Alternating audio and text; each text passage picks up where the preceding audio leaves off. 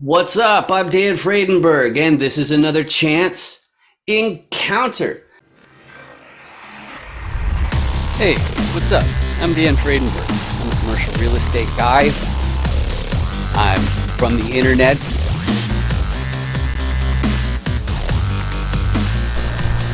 We're seeing more properties like this being built in front of a house. It's going to be torn down soon. I understand that there are power lines that are getting kind of close. What's up again? This is Dan Fredenberg, and that there is a commercial real estate building.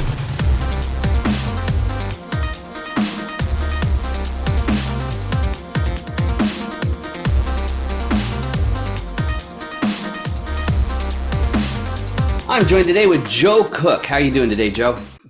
I'm good. How are you, Dan? I'm fantastic because after all, I don't know if you know this, Joe, but today we are joined by my very favorite audience member. And why is my favorite audience member here? It's because this is a chance encounter where I interview commercial real estate syndicators, investors, buyers, sellers, all that sort of stuff.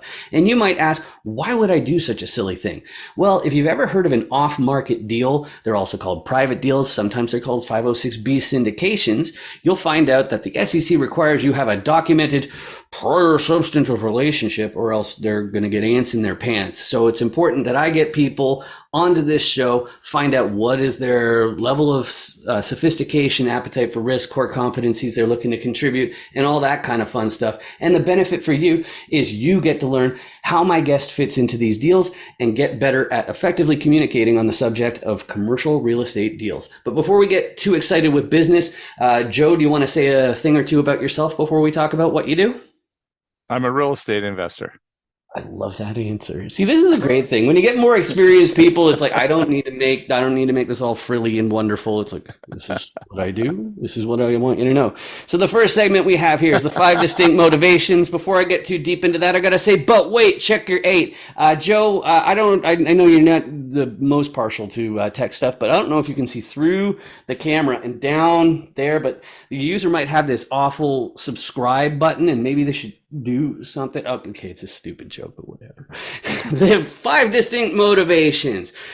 I've interviewed a whole whack of different investors and syndicators and whatnot, and everybody has their own unique why, and it's important for different people in syndications to know what that why is, because these deals take months. And then once you've actually closed on them, they take years. And so you need to make sure that the person's going to follow through all the way through the entire process. And I find that even though, as I said, everybody has their own unique why, they fit pretty well into these 5 different categories. The first one of which is preservation of purchasing power. What on earth is that? Well, if you already have a portfolio of assets and you don't have a W-2, some sort of full-time job, and then the way you're going to make ends meet is from the proceeds of ownership.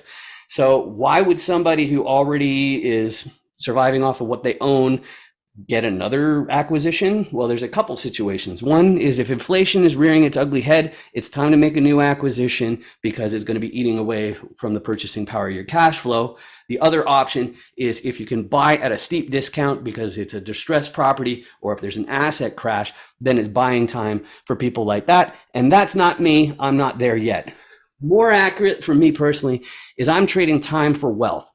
And what that's all about, it comes because of my background in technology, specifically in the CRMs, mass emailing, sending out millions of emails every month and doing millions or tens of millions of dollars every year.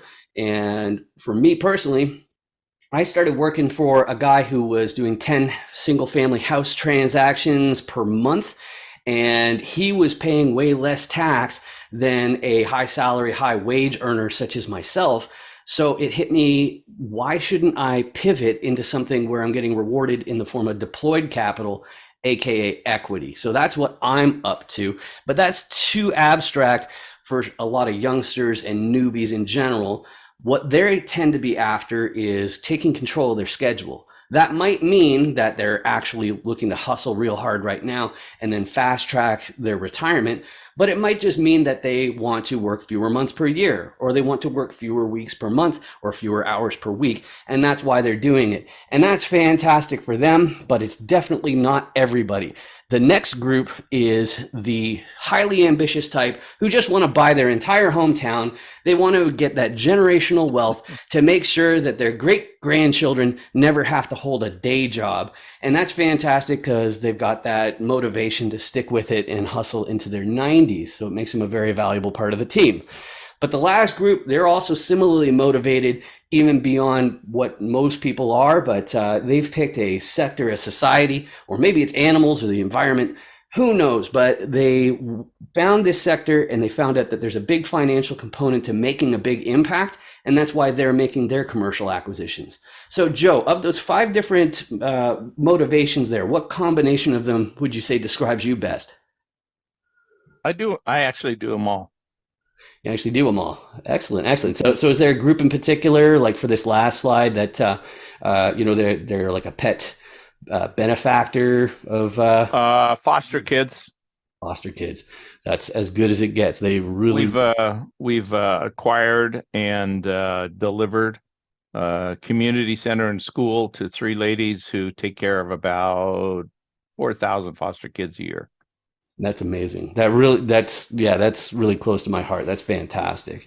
And But mostly the reason I focused on that one before you go back to your pitch is because I couldn't remember the others, except for that I'm not going to work for a time. Oh yeah, exactly. Yeah, so it's time. So yeah, the first one's preservation of purchasing power, and basically it means like you're going to make your next acquisition when it really, really makes sense, as opposed to like what a REIT would do, which is they have to be making acquisitions every month, every year. They can't take a break. They're fighting for that 0.1% versus full percentage points. But before we get too far into the weeds, I got to get back to the tolerance for risk assessment. There are plenty of different risks inside real estate. It's a business after all.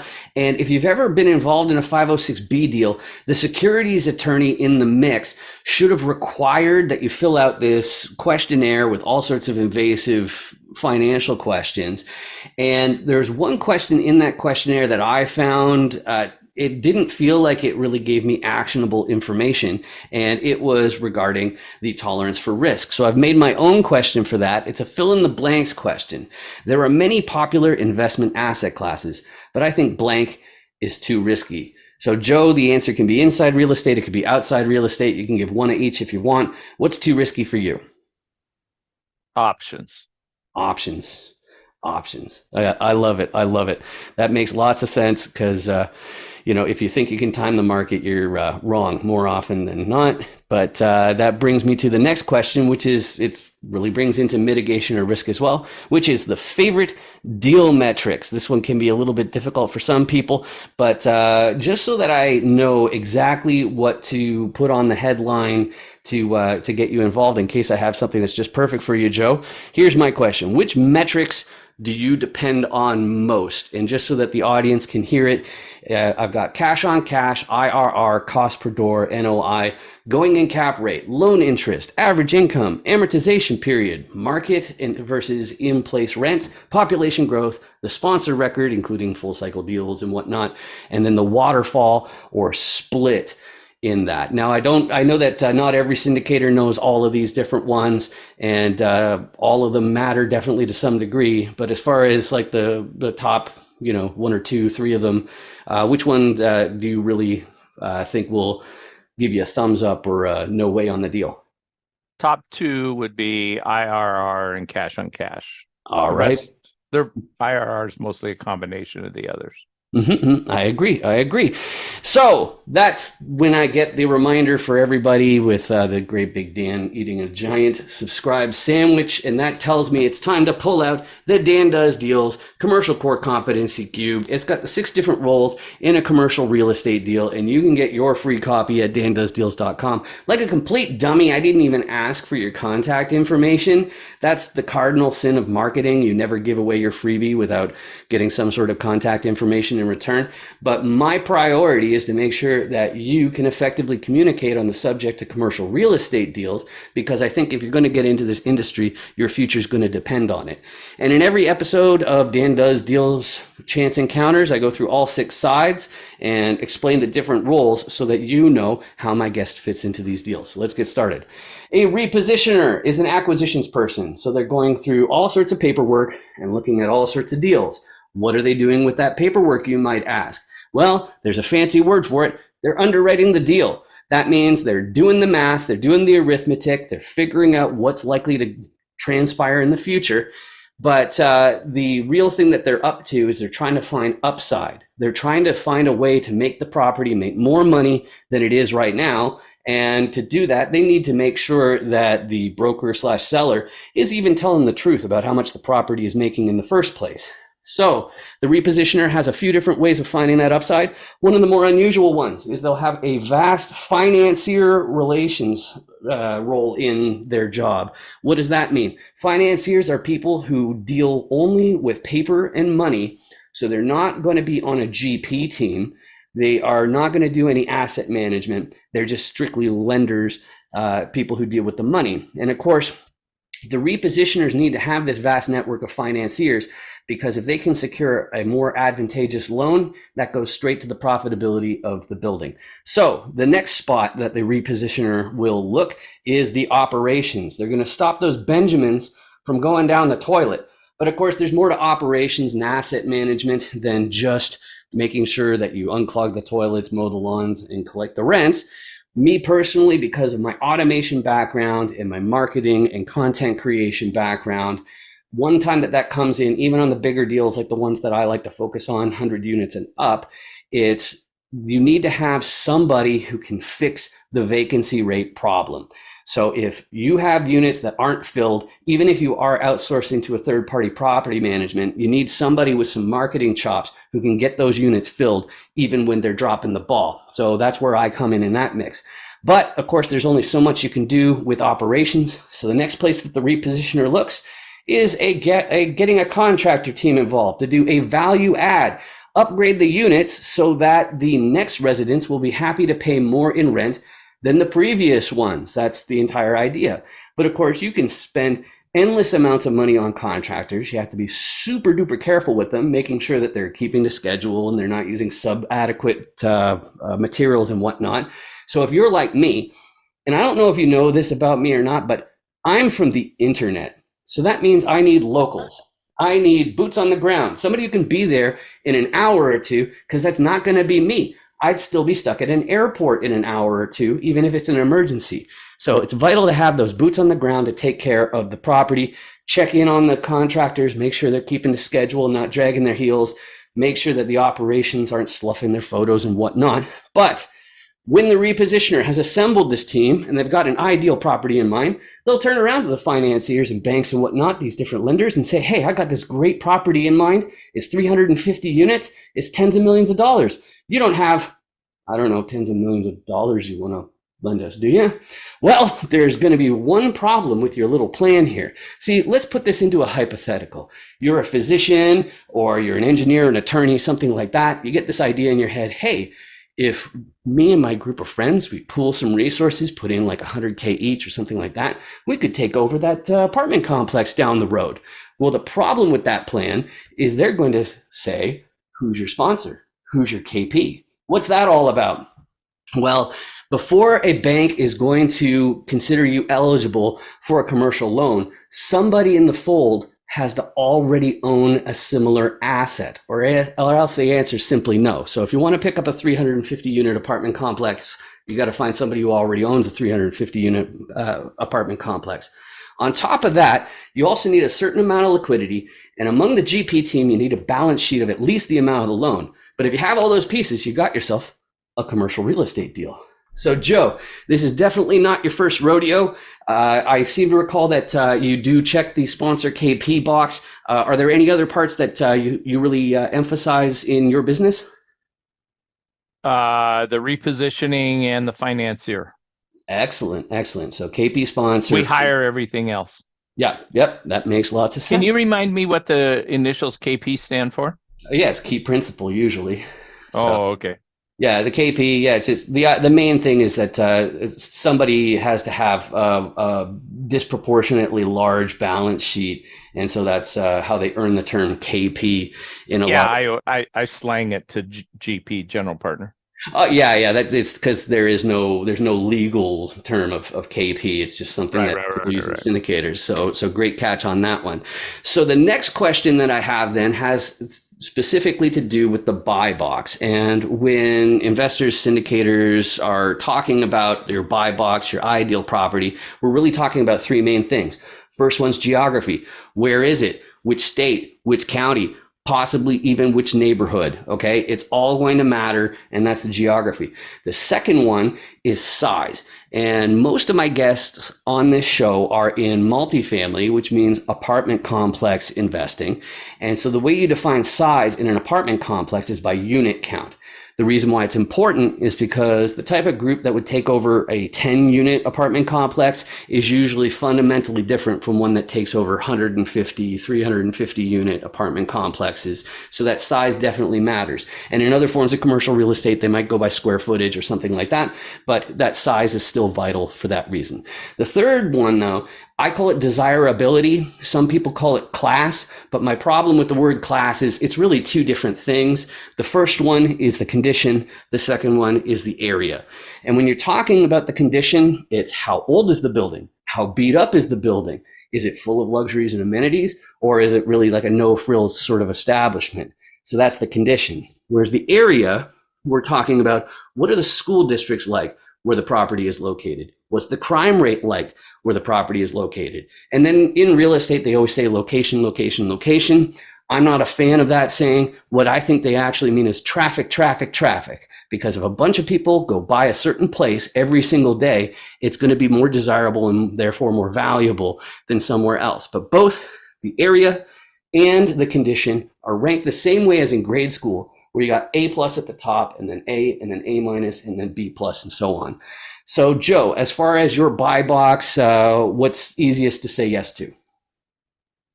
In those three? In those three. So geography, size, and then desirability, like class. Size.